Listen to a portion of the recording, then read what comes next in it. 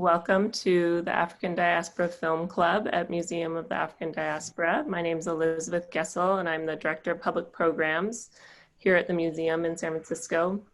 And I want to take a moment to acknowledge the challenging circumstances that we're all in. And I hope that everyone in the audience today is safe and healthy. On this day of the 6th anniversary of the murder of beloved Michael Brown Jr. at the hands of the Ferguson police, MOAD stands in solidarity with Black Lives Matter.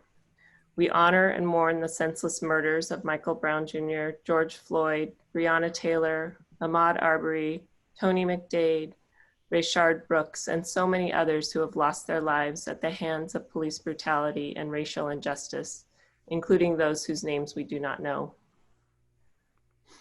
As many of us are settler, immigrants, or descendants of those forcefully brought to this continent, our institutions were founded upon exclusions and erasures of the indigenous peoples whose land we are located. With deep respect, MOAD acknowledges that even in virtual space, our people, our work, and our network servers are on native lands, and thank the indigenous people of the Bay Area who have stewarded this land throughout the generations.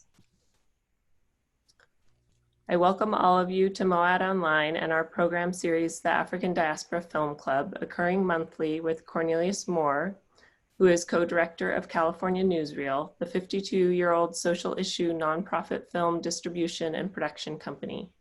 He is also an independent film curator specializing in works from and about the Black world. Modeled after book club, we expect that you will have already viewed the film when you join us for this discussion. If you haven't already seen the film, please stick around. We just can't guarantee that we won't have any spoilers. Today, we will discuss the award-winning 2017 documentary, Whose Streets? And we are thrilled to be joined by activist and participant Brittany Ferrell. Brittany is an activist, political organizer, registered nurse, and public health scholar. She is a transformative member of the community in St. Louis, Missouri, where she resides. Brittany works as a political organizer and policy associate with Black Futures Labs, where she helps drive initiatives and facilitate programming that builds Black political power across the nation. We will start today's discussion with Cornelius and Brittany, and we encourage everyone to participate by making comments and submitting questions through the chat. But please keep your microphones on mute to reduce any background noise. And I always like to start by asking people, all of you, to write in the chat where you're joining us from. So we have a sense of where people are coming from all over the diaspora. So now I'd like to introduce Cornelius and Brittany to join us. Thank you, Elizabeth. Thank you. So do we. Okay. Go ahead. Okay. Great, Brittany. Thank you so much. It's very much a privilege for you to join us. Thank you very much. Is it okay if I begin with Cori Bush and the yes, that's fine. great the thing we can celebrate about her win? Tell us about that and your connection with that. Yes. So first, Cornelius and Elizabeth, thanks for having me this evening.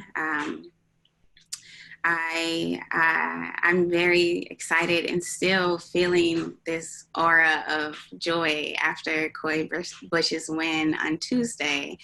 So here in St. Louis, we had our statewide primary, and we elected the first Black woman in Missouri's history to Congress. She unseated a 52-year incumbent, Lacey Clay. Cori Bush is my comrade. When I hit the streets in 2014 in Ferguson, that is where I met her. On the parking lot of the Andy Worm lot across the street from the Ferguson Police Department. Cori never left the streets, and her story is very compelling. You know, I listened to her talk about how the reason why she decided to run was because when we were protesting after the murder of Mike Brown, she looked around and she did not see any elected officials whatsoever. And she saw that there's a disconnect, even between the Black community who was protesting the murder of Michael Brown and Black elected officials in the city. And she decided to run. This was her second time running. The first time she did not win that race. She was persistent. And I'm so thankful that she was, because I'm proud to have Cori Bush as our Congresswoman. So very exciting election. That same night, we also celebrated the win of 2 other Black women. We reelected Kim Garner, who is a Black woman, circuit attorney here in the city of St. Louis.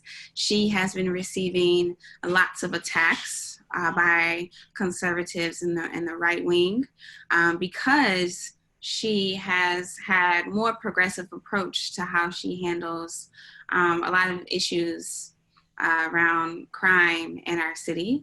And she also, is not afraid to confront the racism that's perpetuated in our local police force. In fact, she keeps record of cops who have a record of lying and who have a negative history in terms of being witness to crimes that they have seen their counterparts participate in, and she makes them ineligible to testify. And there are other things like decriminalizing marijuana and taking up the fight against cash bail, really progressive work that she has been doing that a lot of tough on crime conservatives and right-wingers have frowned upon, because it does not bend to the arc of the white status quo. We also re-elected Tashara Jones, the treasurer of the city of St. Louis. She also has had a series of nasty attacks against her. So we had a really incredible celebration here on Tuesday night, and across the state, we're also celebrating the win of Alyssa, who was a Black woman lieutenant governor. So there's definitely a power shift happening in our city and in our state. Great. And I must note that there's something about these nurses, because Cori Bush is a nurse, and so is Kim Garner. She's a nurse as well. So they're putting on for the field, which I really so are you. I am. Yes, yeah. Indeed. So about this film, Whose Streets, the Ferguson community and the activists, are so central to the story and telling the story of the film. And so how did you become involved with the film, and how did the filmmakers approach you? Yeah, so it's so weird how clearly I remember this night, but I met Sabaah and Lucas. Lucas is a cinematographer.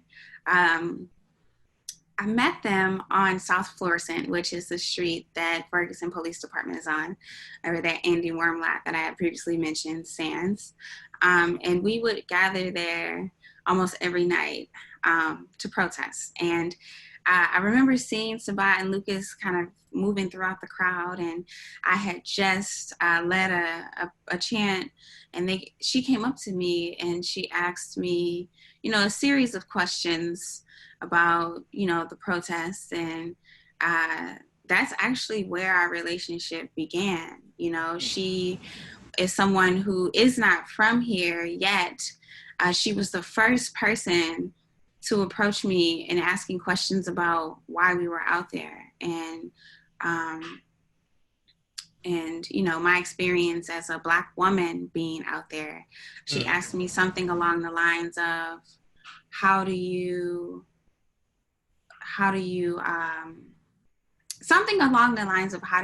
lead in a male-dominated space, right? Okay. because we were still very early in the protest movement when people were still married to this idea that any leader in any civil rights movement had to be some charismatic male figure, right? So she had asked me this question, and I responded by telling her, I don't wait for anybody to give me my space, I take it. And our relationship began in that moment, and we just stayed in relationship. She would contact me and ask me what we were doing, where she could show up. And I think as things were evolving on her end, I can't speak too much for her, but as things were evolving on her end with her and Damon and the rest of the crew, and they finally decided that this was going to be a film, she reached out and asked if she could continue to follow me, and I said yes. And so they continued to follow me all throughout the rest of 2014, 2015, and I can't remember, but I want to say maybe a little bit of 2016.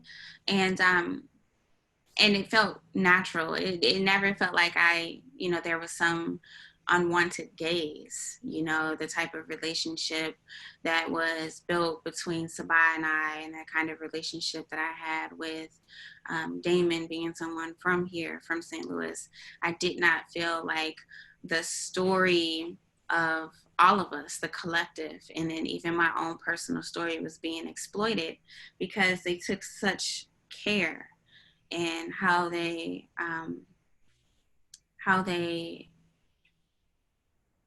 listened, how they inquired about our experiences, and how they, wanted to tell the truth about what was happening.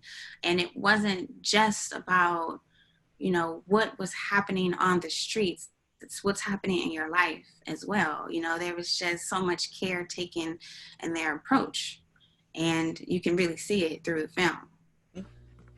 I definitely agree with you about, the film itself. The results of it are very distinct, and the activists are very much the voice, and it shows that the filmmakers have a connection.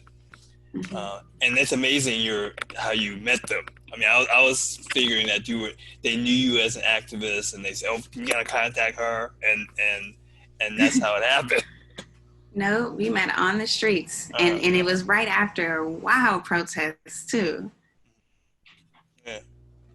So what happened in Ferguson became a huge national story, an international story. I remember reading about solidarity from Palestinian activists, about how to deal with tear gas.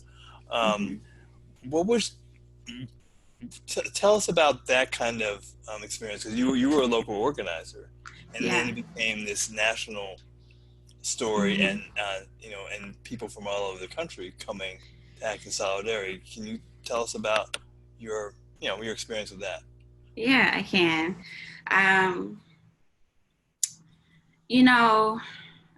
So prior to the Ferguson uprising, I did not know that this was activism or organizing, but I was the president of an organization here called the Black Student Nurses Association, and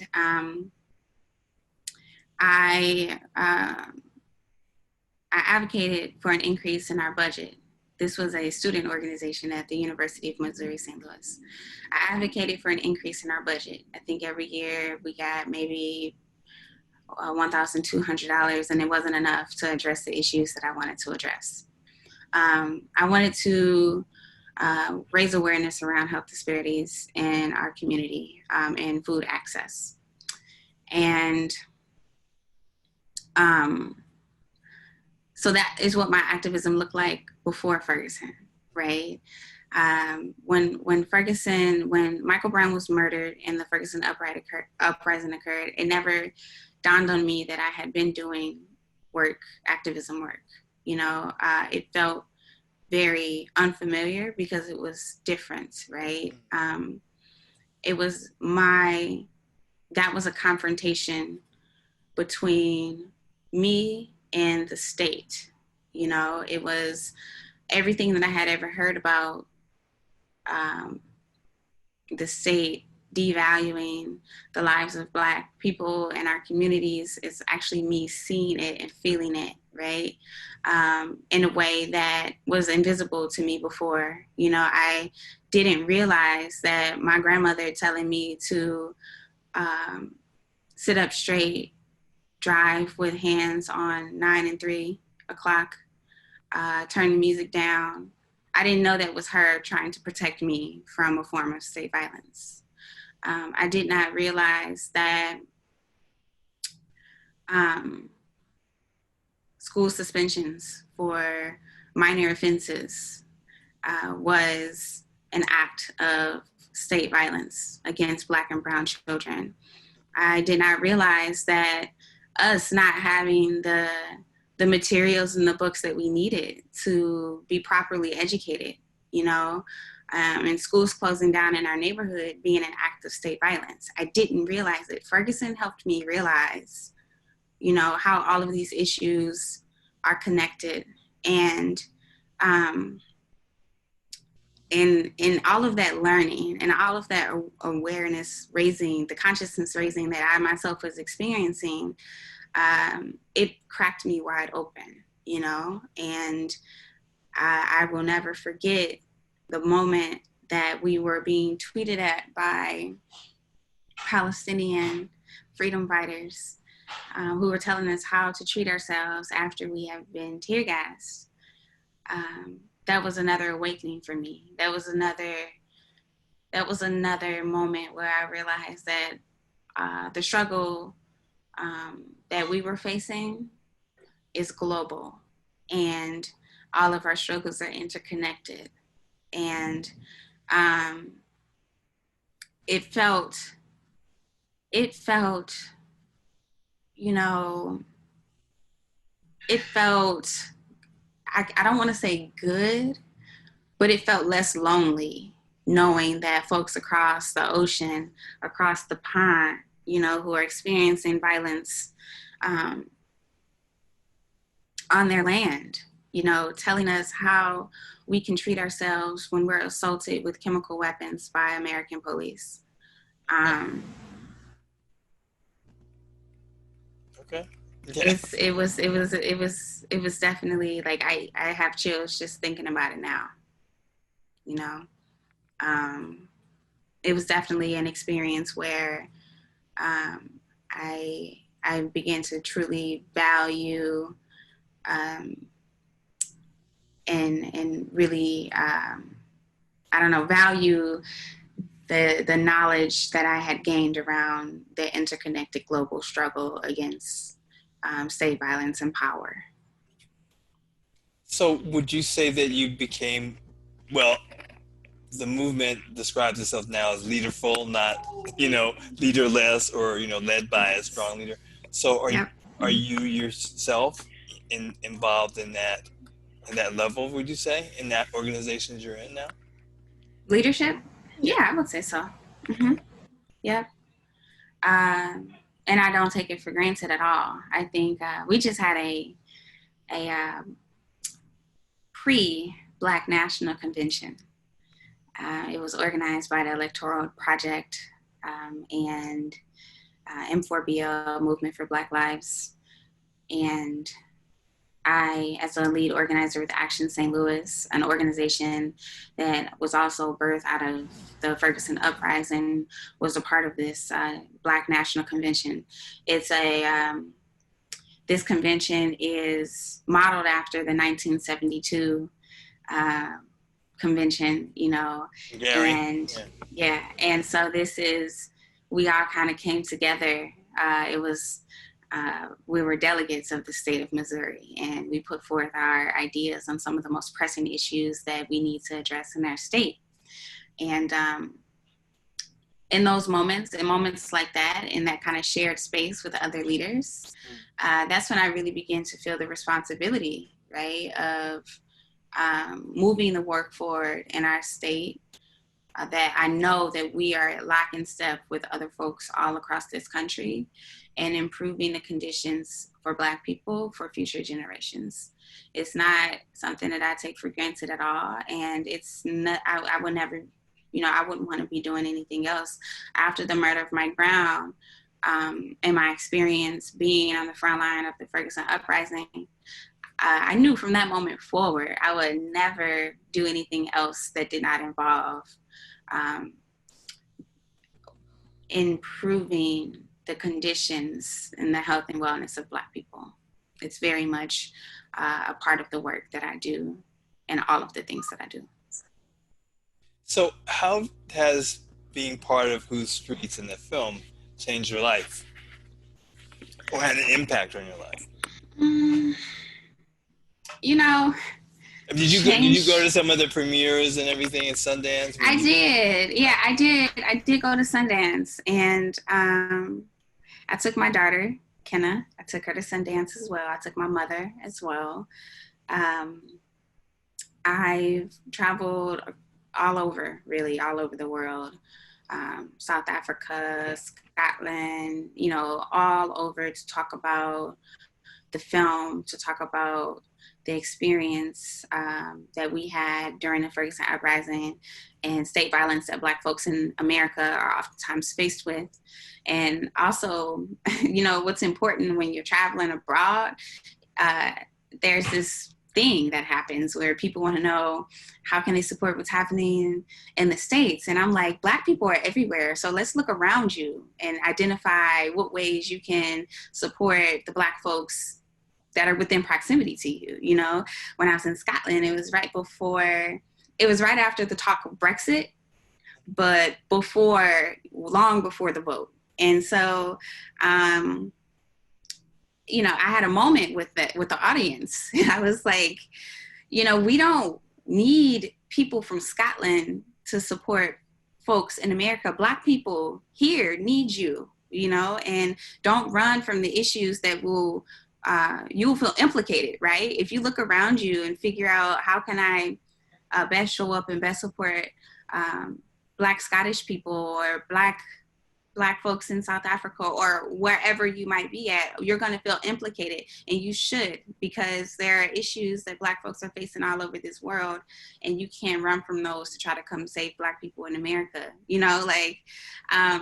So the film has created discussions around how folks can show up, right? And how they can use their voice, their bodies, their money to support work that would improve the conditions and that could aid in fighting for the civil rights and liberties of Black people.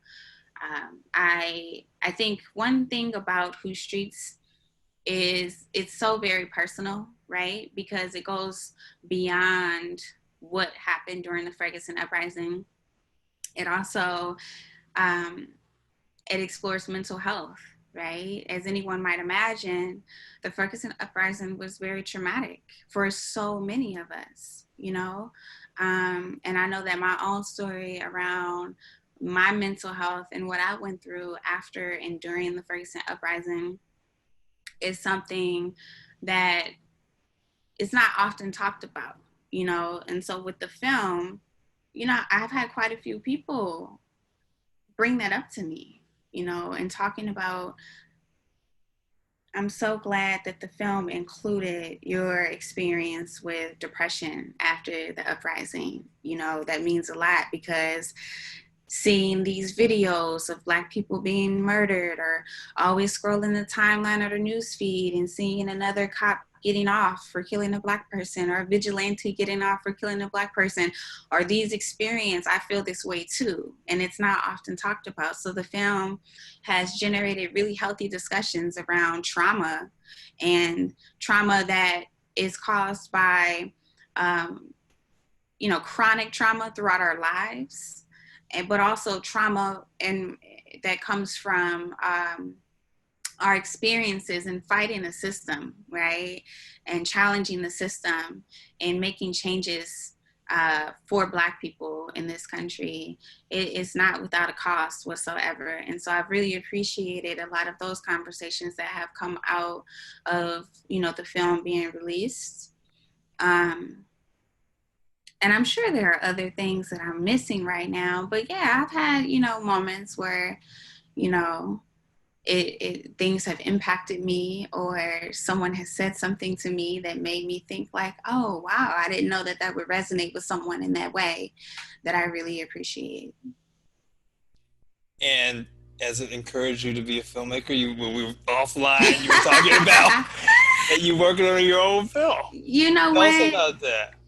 You know, so I graduated from nursing school in 2015, and that's this whole thing, right? That's a whole nother thing. I came out of the field, passed boards, and I was also a political target, not just by the state. You know, the state was trying to throw me in prison for 4 years.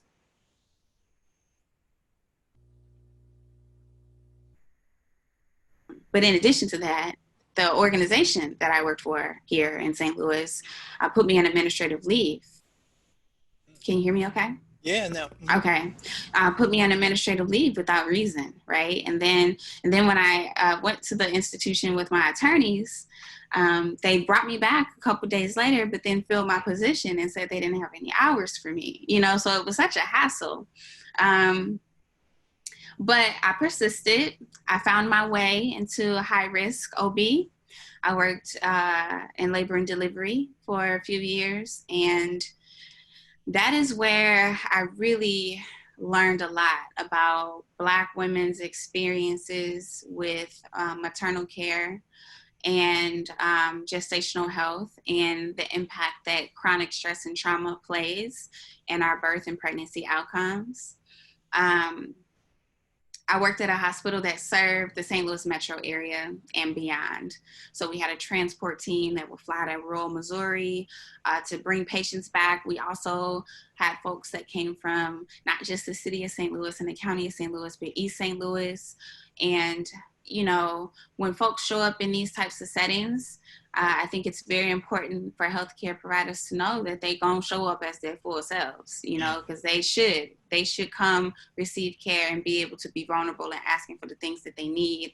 But in my experience, in showing up as your full self to seek care that you need, it oftentimes means that you're going to receive subpar care, or that people are going to look at you and you're going to then be held responsible for whatever condition it is that you're being treated for.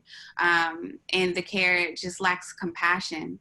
And I've heard, in my time as being a labor and delivery nurse, I just heard so many things said, and I witnessed so much empty care, you know, and I remember experiencing my first maternal death. And I remember experiencing several cases where babies were born stillborn, or women, disproportionately Black folks coming in, having had a miscarriage, you know, later in their pregnancy. I saw all these things. It was this one moment in particular where this woman had just lost both of her twins. She was 20-something weeks. She was a young Black woman. I believe what blew my mind about this situation is that we were very close in age. And she had some cardiac issues. And so the doctor ordered an echo, so a cardiac scan. And the tech that came in to do the scan was so nasty towards her. His attitude, the way that he talked to her. And I remember I had told him that if he didn't feel like doing this scan, could he get someone else to do it, because she just had a miscarriage, you know. And I walked away from that situation and remembering, like, I'm sure there are hundreds of thousands more encounters like this. You know, I just witnessed one. I began to do research, digging deep into the history of reproductive care in this country. And then it was not surprising at all how we got to where we are today. You know, a lot of the practices that folks use to this day have been founded on the experimentation, exploitation, pain of the bodies of Black women and Black folks. Our entire medical system has a lot of work to do. I decided to use my experience and some of the stories that I have and things that I've witnessed to create something to not only raise awareness around the maternal health crisis, but to also share experiences that Black folks have and that they live before their deliveries, right? Even before their pregnancies, because the disparity around pregnancy-related deaths and complications, and even infant deaths and complications, it starts long before, right? Long before the delivery. It starts when families are faced with lack of access to early childhood care. It starts when Black children enter school systems and they're disproportionately targeted by teachers and administrators unfairly and faced with a school to prison pipeline. It starts when folks can't afford safe and affordable housing, folks don't have health care. Like, it starts long before even conception, right? And so I wanted to be able to set the record straight, right? I think what happens a lot of times is Black women are blamed for our own demise. You know, it's you're overweight, or you're late getting prenatal care, or you haven't been taking your prenatal vitamins. And I wanted to set the record straight, and those are not the issues that are killing us. And this is not about race. This is about racism. This is about a racist medical system. This is about racial bias and how folks fail to value the lives of Black women and don't take our concerns seriously. I wanted to tell those stories. And the unique thing about my project, so the documentary I created and that I'm currently working on is titled "You Lucky You Got a Mama." The interesting thing about this project is that, I think we are having to recognize that everything that we were ever taught around binaries, gender, right, is false. And so I wanted to tell the stories about trans people and non-binary people who are Black and who choose to start families and become pregnant. They are also impacted by this crisis, and probably, and not even probably, and in some ways a lot differently than cisgender women, right? So I know that trans people and non-binary people, they're not even protected when they go get healthcare. Doctors have the right to refuse caring for trans people and non-binary people. They're not protected on a federal level. They're not protected on a state level, and not everywhere anyway. And when I think about the pregnancy-related disparity, when I think about lack of access to quality prenatal gestational care for Black women alone, and then compound that with an already vulnerable population, those stories need to be told. And in my opinion, we are in a moment, this movement, where we are advocating for the power and dignity of all Black people. There's no reason why we should leave non-binary and trans people out of this conversation around how they're being impacted too by systemic racism and racist medical practices. And so that's the unique thing about this film. It brings gender to the forefront, and it explores the experiences that people outside the binary and trans folks are experienced, as well as cis women, and tells very intimate stories of the personal lives of the folks who have trusted me to tell these stories, as well as giving a historical perspective on how we got here and what we need to do to improve care for Black people in this country. That's great. So is there a way we can follow the progress of the film? Yes. So I have a website up right now. It has some clips from the footage. The website is ylygm.love.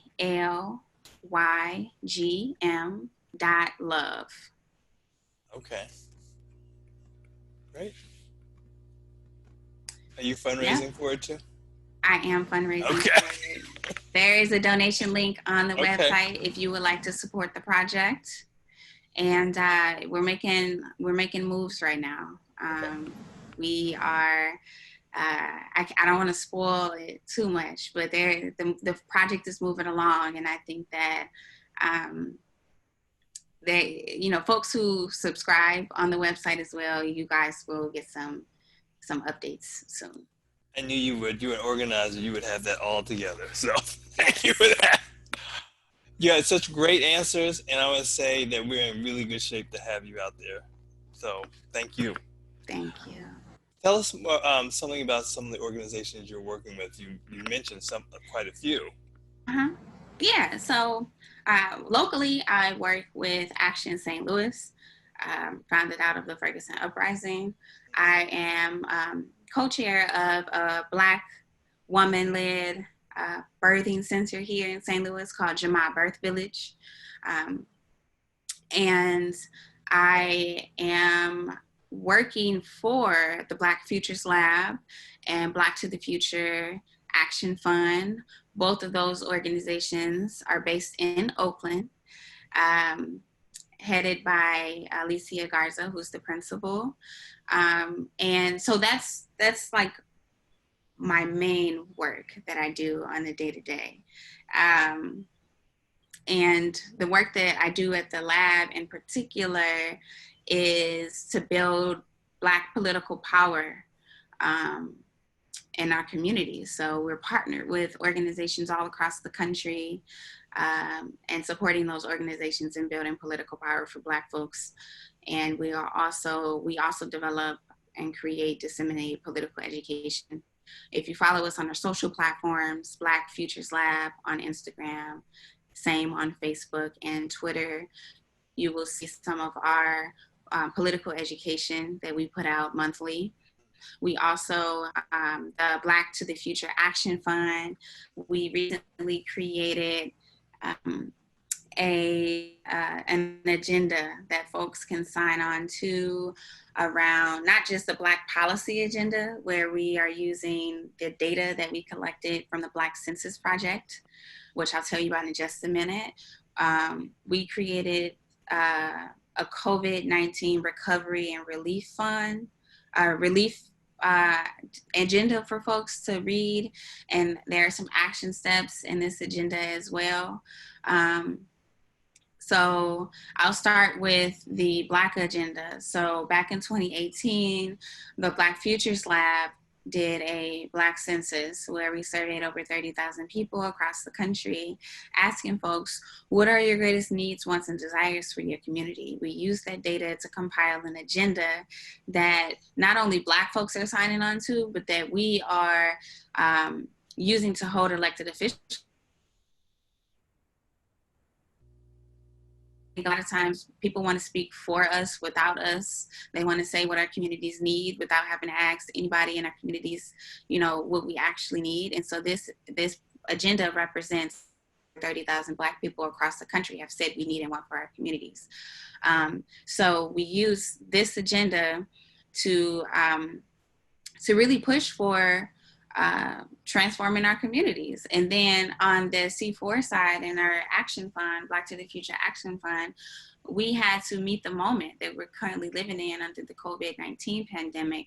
And we had to make a demand that our government shows up for Black folks, because we are being disproportionately impacted by COVID-19 and Black folks are dying.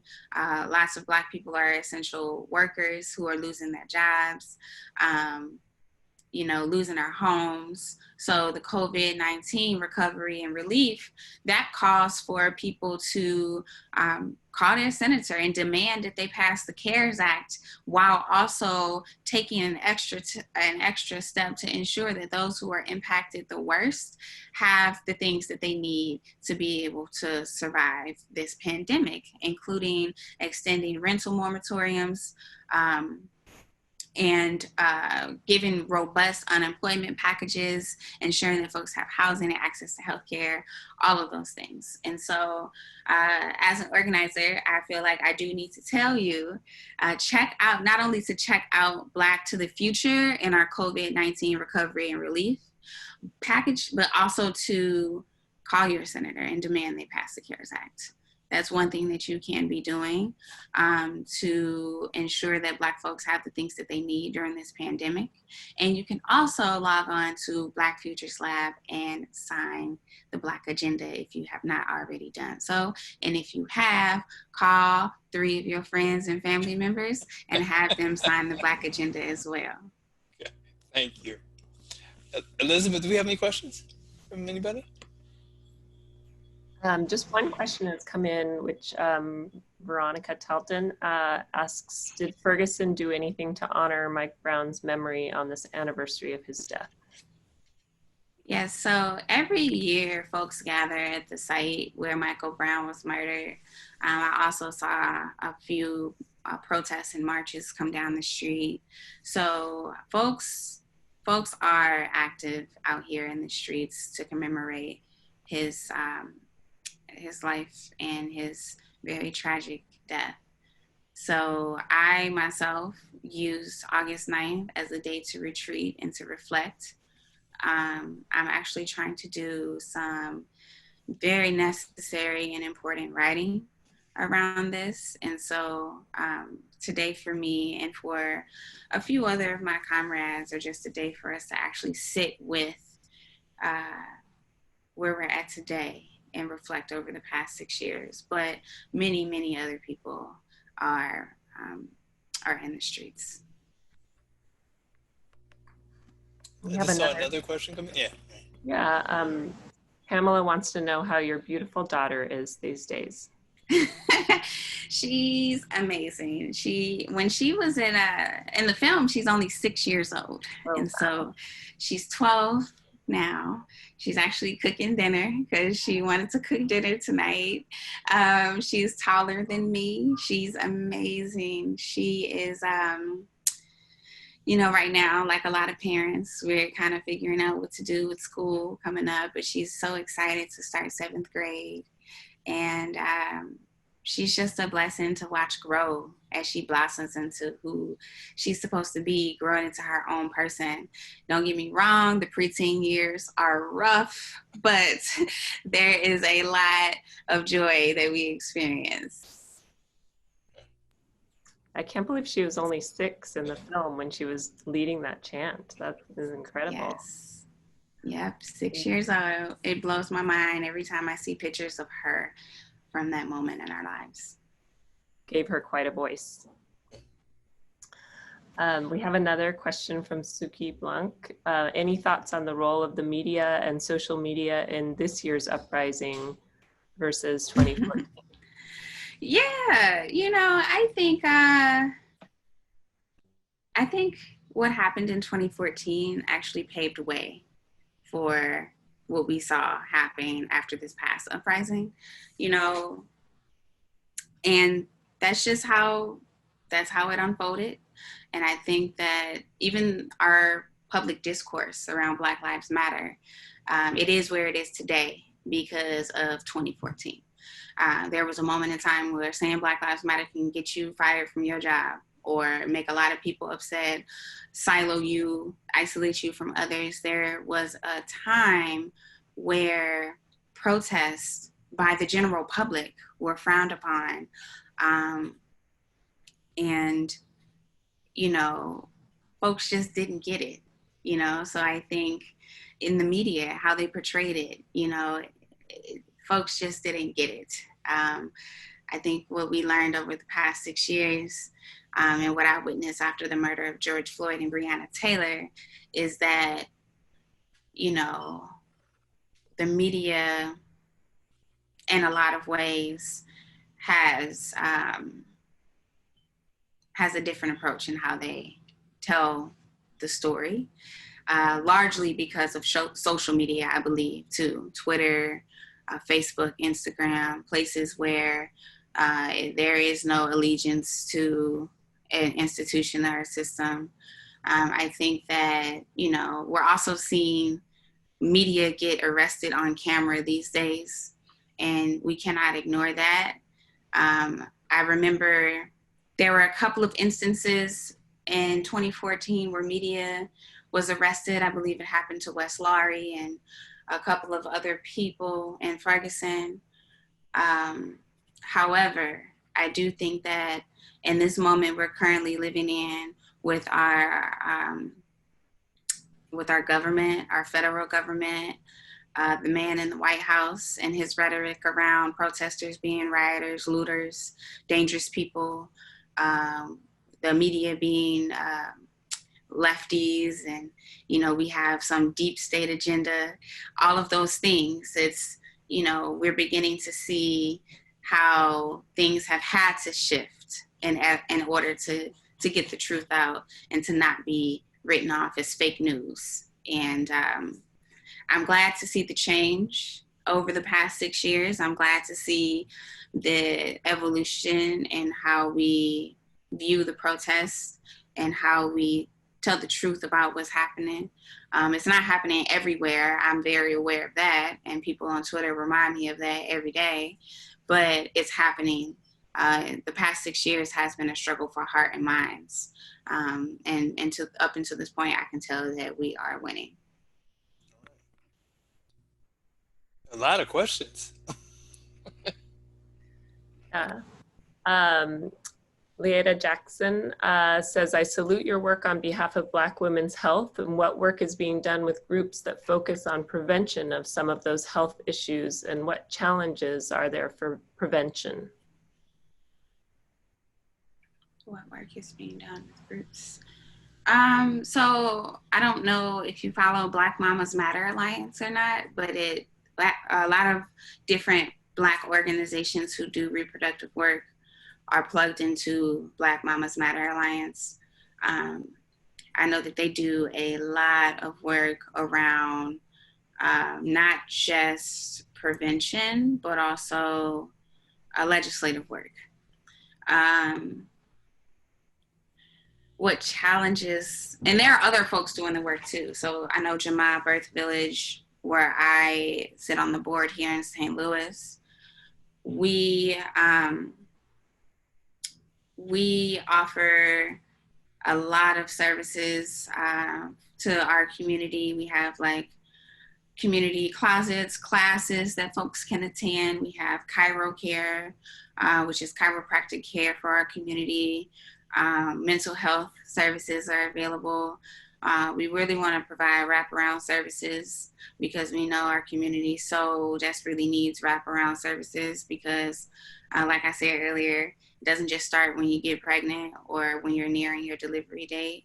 And a lot of people are lacking the care that they need for most of their lives. So we also do lots of education to try to prevent as much as we can, but at the end of the day, I think that you can take all of the preventative measures as you want, but we see what happened to Kara Johnson in California. You know, it really is a system that is impacted by racist medicine, but I know Jama, Black Mamas Matter Alliance, Sister Song, so many organizations are doing work around this issue. Some of the challenges there are for prevention. Well, I think the weathering effect. So chronic stress and trauma play a great role in maternal disparities. That chronic stress and trauma, what causes it, some of our greatest challenges, right? When we talk about the wage gap, you know, or we talk about housing, education, all of those things. Those are challenges that unless we address the root cause of the maternal health issues, around what's causing the chronic stress, what's causing the trauma, we're going to continue to see this perpetuated. Some of the more immediate challenges are that people they have to get their needs met, right? People having to get their needs met, if that means that they have to go to work and instead of making that doctor's appointment, right? If the doctor's open 9 to 5, but they're working a 9 to 5 every single day, that creates challenges and barriers to get access to quality care. I know a lot of minimum wage jobs don't necessarily allow people to take off to go see their doctor. Maybe they don't have benefits to be able to do that. I've seen that happen quite a bit in my experience as a registered nurse. I've seen people come to the hospital to deliver their babies, come alone. I mean, in terms of, you know, being the only adult with their small children with them, you know, because they don't have access to childcare. There are some really significant immediate needs as well, where folks they have to do what they can. And when it comes to those wraparound services, wraparound care, that's why that's so critical and so vital for folks right now. There's some more questions. Yeah, there are a lot of questions. I saw them pop up. Yeah, now I think we're not going to be able to get to all of them, so I'm trying to choose ones that reflect a multiple question. That, yeah, the one was about the policing and the technology. Asking about what would you say to folks who say defunding or realigning the role of the police is not the answer, especially when they print stories of Black communities who are advocating for policing in their communities? What would I say to those who say defunding? I would keep my message consistent around the fact that police do not protect us. They do not protect our communities, and we do not need the police to be protected in our communities. What we need are the things that are things to thrive. You know, we need an investment into our healthcare, our housing, our employment, our education. We need deep investment in our communities that the police do not provide a solution for.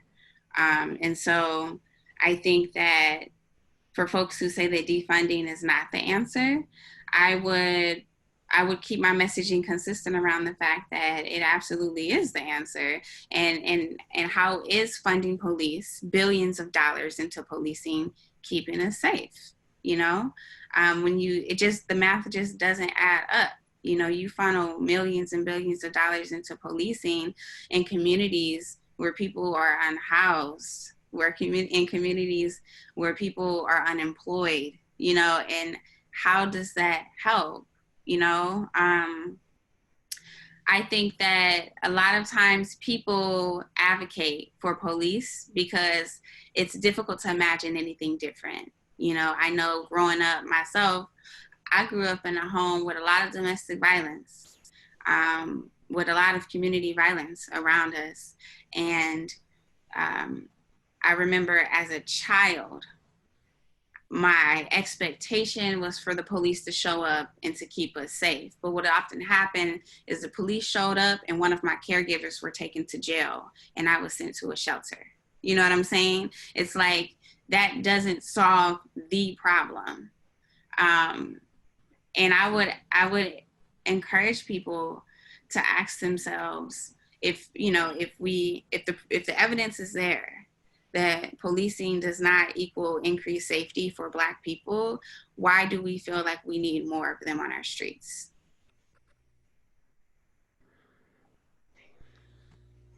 I'm going to ask a question about your place in history.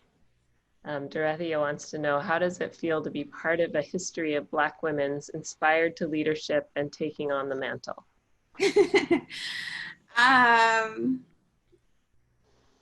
Yeah, I never thought about that. I've never thought about that. That is such a good question. I'm going to have to ponder on. You know, wow. I feel like what it does, and thinking about it in this very moment, my first response is that we cannot drop the ball.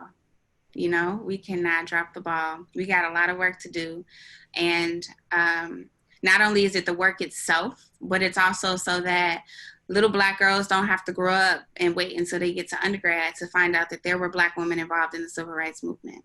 You know, I think a lot of times Black women are erased from history. They have been in the past. And I think doing the work to transform our communities, but also as Black women say, we're coming to get our things and we're going to make our mark in history. Let it be known. It feels good. It feels important, and it feels like it feels necessary. It's posed by a veteran activist. Question, so. Yay! I love it. I love it. And just the counterpart to that question is, how do you pass on what you're doing to the youth? The ladder of engagement, something that's very important in organizing. You bring people up under you. You teach them. You move out of the way when it's time for you to move out of the way and let other people lead. So I'm committed to that. And the work is not going to end with us. We may never see liberation in our lifetime, but we are going to fight like we will. And we are going to make sure that we train folks up to continue this work because it has to happen.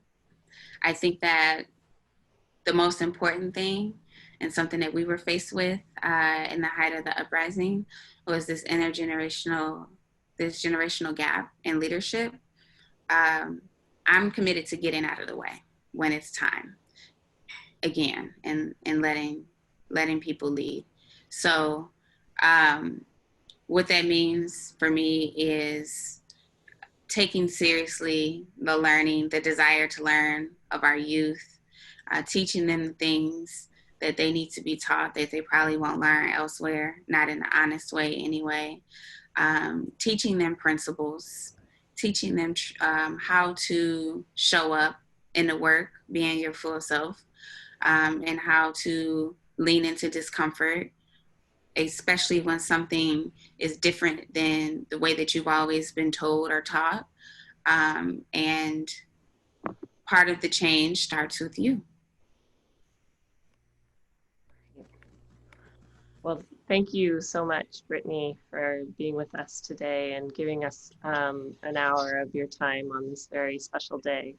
And thank you, Cornelius, for leading us through this wonderful discussion. I really love the movie, and I hope that everybody who is on the call today, if you haven't had a chance to watch the documentary, please do find it and watch it. It's really an amazing piece of film. So thank you. Thank you. Thank you for having me. Brittany. Have a good evening. You. I do want to take a minute to invite everybody to fill out an online survey to let us know any feedback about the program today. I also want to tell you about what's coming up. We are going to show on Sunday, September 13th, a film called Bomba, Dancing the Drum. And it's about the Sabaah family from Puerto Rico, a very important musical family. And we will have with us Ashley James, who is the filmmaker, as well as John Santos, who is a Bay Area musician and educator about all music from the Afro-Latin tradition, but in particular, he's very knowledgeable about Puerto Rican and Afro-Puerto Rican music as well.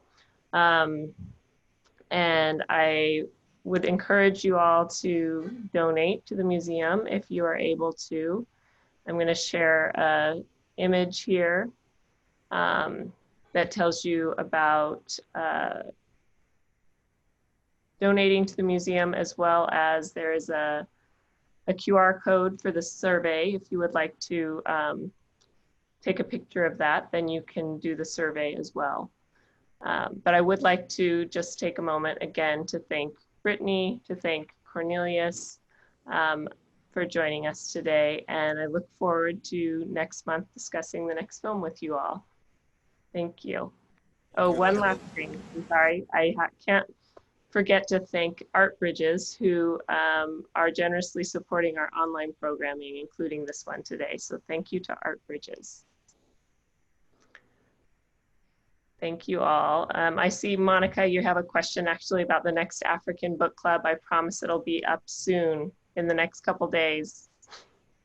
So if you like talking about films, you can also come to our African book club. The next one will be on August, is that true? Yeah, August 30th, Sunday, August 30th.